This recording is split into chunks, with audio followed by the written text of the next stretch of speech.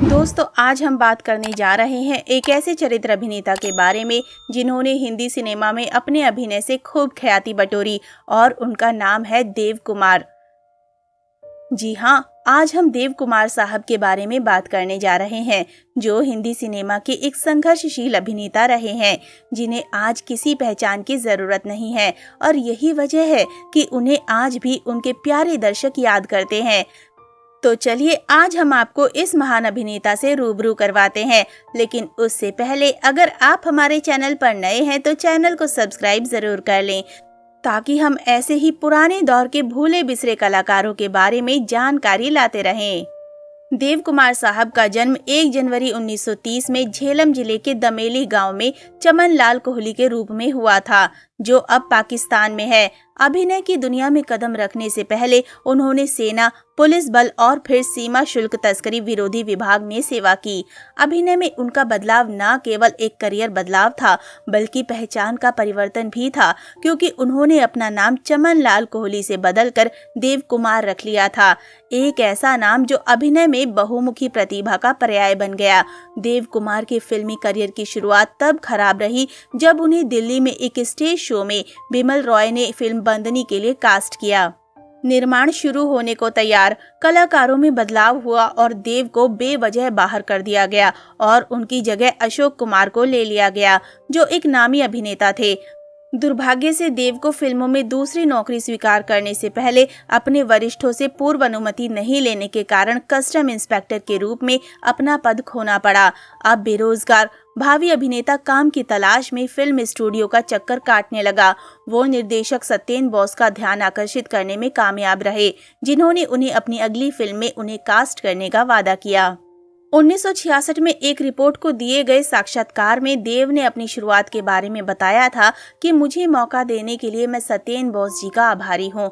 वो मेरे गुरु हैं और अगर मेरी भूमिका अच्छी रही है और लोगों द्वारा पसंद की गई है तो इसका श्रेय उन्हीं को जाता है। उन्होंने मुझे फिल्म देने का वादा किया था और उस वादे को उन्होंने पूरा भी किया, और जब उन्होंने अपना वादा पूरा किया तो मुझे बहुत खुशी हुई। साथ ही उन्होंने ये भी कहा कि मुझे पूरा भरोसा है कि मैं तुमसे ये सब करवा सकता हूँ जो मैं चाहता हूँ।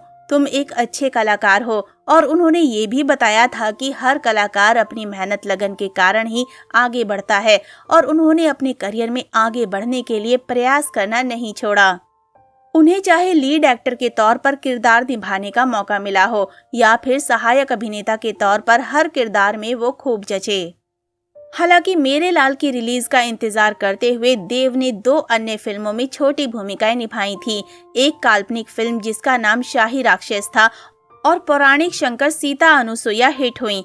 इन फिल्मों के बाद देव का करियर इससे ऊपर चला गया और उन्होंने कई बी ग्रेड फिल्मों में अभिनय किया, जिनमें एक फूल का एक भूल, spy in Rome, Nai Zindagi, road to Sikkim, bank robbery, Shimla road, truck driver, Veer Amar Singh Rathore, Dagabaaz और भावना शामिल हैं।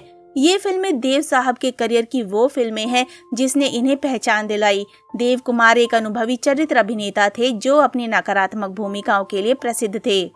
उनकी कुछ उल्लेखनीय फिल्मों में मेरे लाल, ललकार, चाचा भतीजा, धर्मवीर, शैतान, मुजरिम, दहशत, नमक हलाल और कई अन्य फिल्में शामिल हैं। हालांकि उन्होंने शुरुआत में मुख्य भूमिकाएं निभाई थीं, लेकिन उनके तीखे चेहरे की वजह से उन्हें ज्यादातर चरित्र भूमिकाओं के लिए कास्ट किया जाने लगा और 1970 के दशक में उन्हें कई सहायक भूमिकाओं में देखा गया। हालांकि बड़ी फिल्मों में साथ ही 2 क्लासिक हॉरर फिल्मों में यादगार भूमिकाएं मिलीं। शैतान मुजरिम में पिशाच जैसे प्राणी की भूमिका और रामसे ब्रदर्स की दहशत में एक भूत की भूमिका, और इस फिल्म में इन्हें और भी ज्यादा पहचान मिली। देव कुमार पंजाब विश्वविद्यालय से स्नातक थे और उनके एक भाई और 2 बहनें थीं। उनके पिता, जिनसे वे कई सालों तक अलग रहे, देव के शो बिजनेस में करियर चुनने से बड़े भाई की निराशा के कारण हौजरी के व्यवसाय में काम करते थे। देव की बड़ी बेटी मनीषा कोहली ने 1980 के दशक में एक अभिनेत्री के रूप में काम कर चुकी हैं।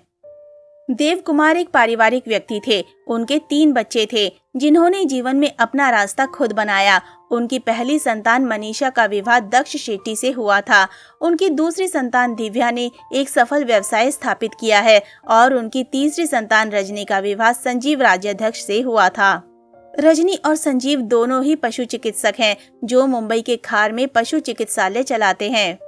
17 सितंबर 1990 को देव कुमार का निधन हो गया। इनका निधन भी अचानक हुआ, जिससे उनके फैंस सदमे में आ गए। एक स्पीच के दौरान इन्हें हार्ट अटैक आ गया था। दरअसल हुआ कुछ यूं कि 17 सितंबर 1990 के दिन भी उन्हें केसी कॉलेज हॉल में एक स्पीच ही देनी थी। उन्होंने बड़ी अच्छी स्पीच दी भी।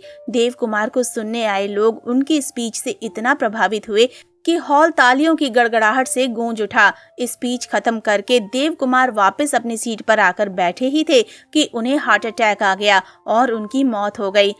भले ही ये महान कलाकार आज हमारे बीच में नहीं है, लेकिन उनकी यादें, उनके अभिनय आज भी दर्शकों के दिल में जिंदा है। तो दोस्तों, अभी के लिए बस इतना ही। मिलते हैं अगली वीडियो में। तब तक आप सब अपना ध्यान रखिए। Bye bye.